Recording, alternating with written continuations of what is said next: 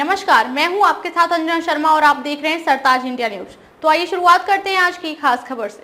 अवैध आव्रजन पर ट्रंप की नीतियों के साथ भारत, कहा गैरकानूनी तरीके से अमेरिका गए भारतीयों को लौटना चाहिए स्वदेश। अमेरिका के नवनिर्वाचित राष्ट्रपति डोनाल्ड ट्रंप भारत को और प्रधानमंत्री नरेंद्र मोदी को अपना मित्र बताते हैं, लेकिन कई जानकार मान रहे हैं कि आव्रजन, H-1B वीजा और कारोबार को लेकर ट्रंप की नीतियां भारत के हितों के खिलाफ जा सकती हैं। ऐसे में भारत के विदेश मंत्रालय ने परोक्ष तौर पर ट्रंप की आव्रजन नीतियों का समर्थन किया है और कहा है कि भारत कानूनी तौर पर आव्रजन को बढ़ावा देने की नीति के साथ है। इसके साथ ही विदेश मंत्रालय ने गैर कानूनी तौर पर अमेरिका में रहने वाले भारतीयों को स्वदेश लौटने की भी सलाह दी है। भारत को ट्रंप की सख्त आर्थिक नीतियों से भी कोई खास समस्या होती नहीं दिखती और सरकार के भीतर ट्रंप की आर्थिक नीतियों पर विमर्श करने के साथ ही अमेरिका के साथ आर्थिक संबंधों को ज्यादा से ज्यादा मजबूत करने की तैयारी भी चल रही है। हमारी नीति यह है कि गैर कानूनी आव्रजन को बढ़ावा नहीं देते भारत। विदेश मंत्रालय के प्रवक्ता रणधीर जायसवाल से जब पूछा गया कि क्या ट्रंप प्रशासन की आव्रजन रोकने की नीति का भारत पर असर होगा, तो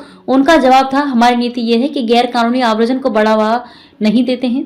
हम चाहते हैं कि कानूनी तौर पर हमारे लोग बाहर जाएं। भारत को प्रशिक्षित श्रम को लेने की वैश्विक राजधानी माना जाने लगा है। हमारे नौजवान इंजीनियर प्रोफेशनल पूरी दुनिया में जा रहे हैं। हम चाहते हैं कि हमारे लोगों के लिए और अवसर खुले। इससे दूसरे देशों के साथ कारोबार व अन्य क्षेत्रों में भी संबंध मजबूत होते हैं।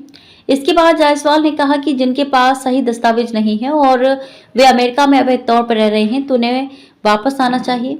हम कानूनी तौर पर आव्रजन को बढ़ावा देने के लिए काम कर रहे हैं। इस बारे में अमेरिका से भी लगातार बात हो रही है। ट्रंप ने अपनी चुनावी रैलियों में अमेरिका में गैर कानूनी तरीके से आने वाले प्रवासियों को एक बड़े राजनीतिक मुद्दे के तौर पर पेश किया है। उन्होंने इस पर पूरी तरह से पाबंदी लगाते हुए सिर्फ वैध आव्रजन की अनुमति देने की बात कही है। ट्रंप के इन वादों के बीच एक रिपोर्ट आई है कि अमेरिका में अवैध तरीके से रहने वाले दूसरे देशों के नागरिकों में भारतीय नागरिकों की संख्या तीसरे नंबर पर है। अमेरिका के एक अधिकारी ने हाल ही में बताया कि वर्ष 2023 में 1100 भारतीयों को अवैध तरीके से अमेरिका में रहने का दोषी पाते हुए भारत भेजा गया है। अमेरिका हमारा दूसरा सबसे बड़ा कारोबारी साझेदार देश। ट्रंप की आर्थिक नीतियां खासतौर पर दूसरे देशों से आने वाले उत्पादों पर ज्यादा टैक्स लगाने को भी भारत के हितों के खिलाफ माना जा रहा है। इससे भारत अमेरिकी आर्थिक संबंधों पर संभावित असर के बारे में पूछे जाने पर जायसवाल ने कहा कि भारत व अमेरिका के आर्थिक रिश्ते काफी विस्तृत हैं।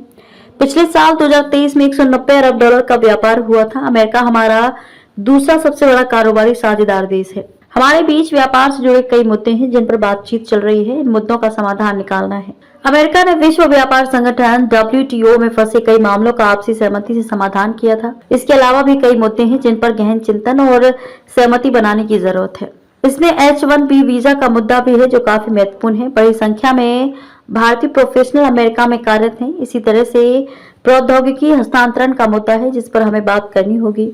इन सभी मुद्दों पर विमर्श के जरिए हम भारत अमेरिका के आर्थिक रिश्तों को मजबूत करने को लेकर तत्पर हैं। भारत अमेरिका संबंध बहुत विशेष और बहुआयामी। विदेश मंत्रालय अमेरिका में राष्ट्रपति पद के लिए हुए चुनाव के नतीजे घोषित होने के बाद भारत ने कहा कि वह वहां के लोगों के जनादेश की अभिव्यक्ति की सराहना करता है। वह अमेरिका के साथ साझेदारी को और मजबूत करना चाहता है। विदेश मंत्रालय के प्रवक्ता रणधीर जायसवाल ने एक सवाल के जवाब में ये बात कही। उन्होंने कहा कि अमेरिका भारत के संबंध बहुत विशेष और बहुआयामी है।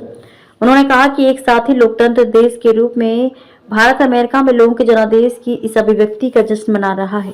प्रधानमंत्री नरेंद्र मोदी और अमेरिका के नवनिर्वाचित राष्ट्रपति डोनाल्ड ट्रंप ने बुधवार को टेलीफोन पर बातचीत के दौरान भी विभिन्न क्षेत्रों में द्विपक्षीय संबंधों को और मजबूत करने के लिए मिलकर काम करने की अपनी प्रतिबद्धता दोहराई है। खबरों में अब तक ले बस इतना ही। फिर होगी आपसे मुलाकात कुछ ऐसी ही खास खबरों के साथ। तब तक ले नमस्कार और देखते रहिए सरताज इंडिया न्यूज।